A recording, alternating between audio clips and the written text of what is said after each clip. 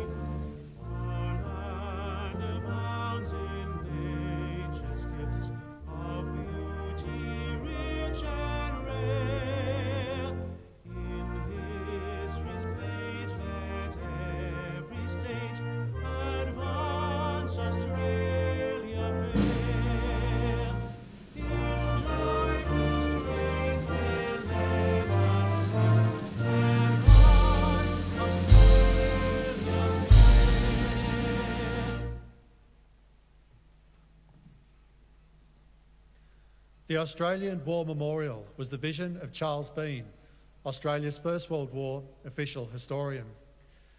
Bean landed with the Australian troops on Gallipoli and stayed with them at the front through to the end of the war. The idea of this National Memorial and Museum came to him at Pozières, France, in the depths of the bloody fighting of 1916.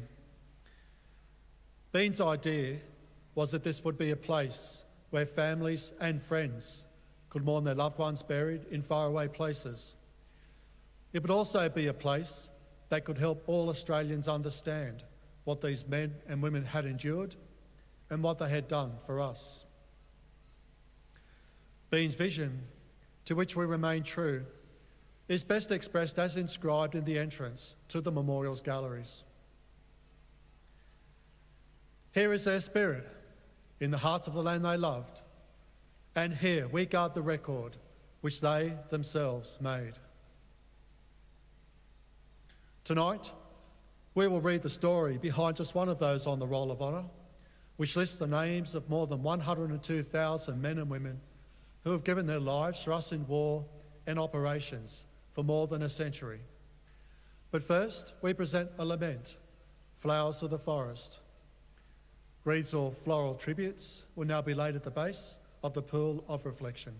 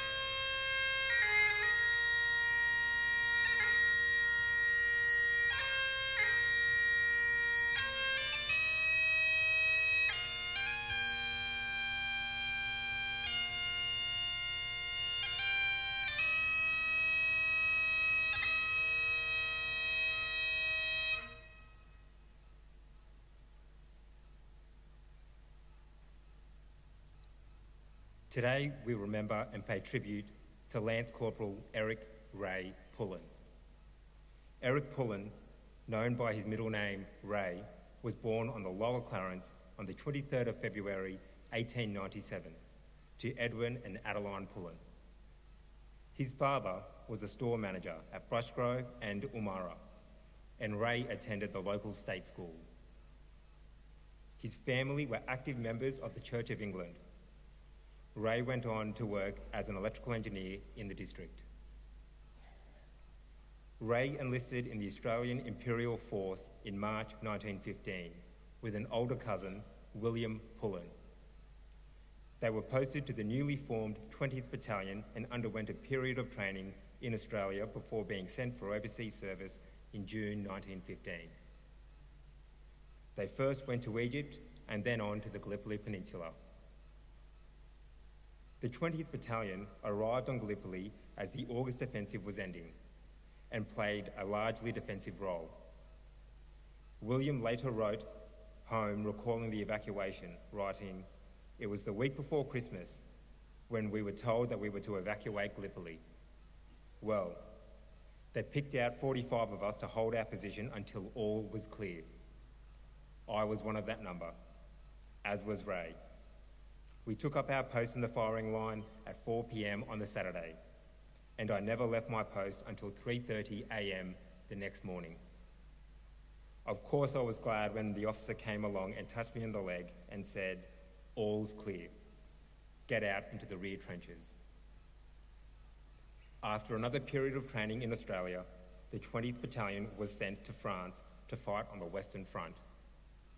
In August 1916, it became involved in the heavy fighting around the French village of Poitiers. On the 4th of August, the 20th Battalion was involved in the capture of two important German trenches, known as the OG lines in the northeast of Poitiers. Lance Corporal Pullen advanced over the top and into the first trench, and once it was secured, went on to the second trench and helped to capture it. He then took some men to dig a trench a little way beyond the second German trench to defend it from counterattack. As he worked there, an artillery shell landed near his position, killing him instantly. Pullen's platoon commander, Frank Hall, wrote to Ray's parents in Australia to say, "I am sure he suffered no pain. I wish to express our deepest sympathy in your sad loss. He was a great favourite in the company, and during that night did great work in the cheering up of men.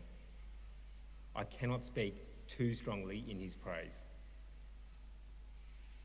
Lance Corporal Ray Pullen's body was never recovered from the battlefield, and today he is commemorated on the memorial to the missing at Villers-Bretonneux. He was 19 years old. His name is listed on the Roll of Honour on my right, among almost 62,000 Australians who died while serving in the First World War. This is but one of the many stories of service and sacrifice told here at the Australian War Memorial. We now remember Lance Corporal Eric Ray Pullen, who gave his life for us, for our freedoms, and in the hope of a better world.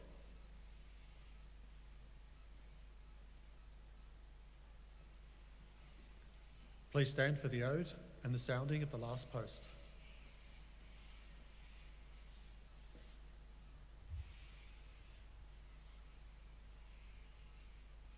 They shall grow not old, as we that are left grow old. Age shall not weary them, nor the years condemn. At the going down of the sun and in the morning, we will remember them.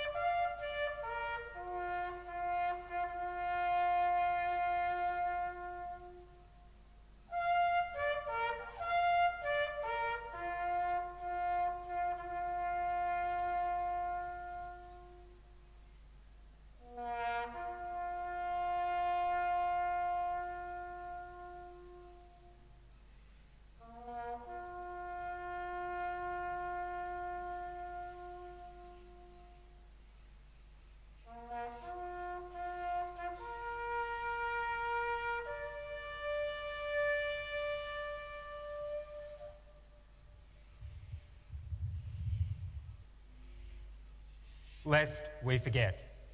Lest we forget.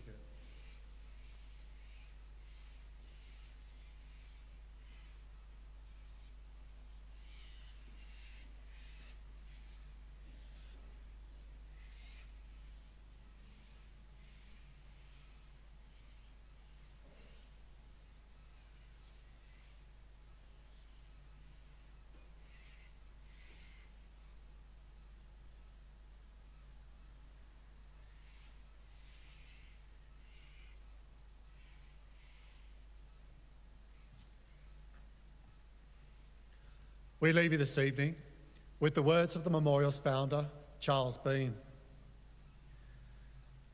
Many a man lying out there at Pozieres or in the low scrub at Gallipoli, with his poor, tired senses barely working through the fever of his brain, has thought in his last moments, well, it's over. But in Australia, they will be proud of this. Ladies and gentlemen, that concludes the last post ceremony. Thank you for visiting the Australian War Memorial, and good evening.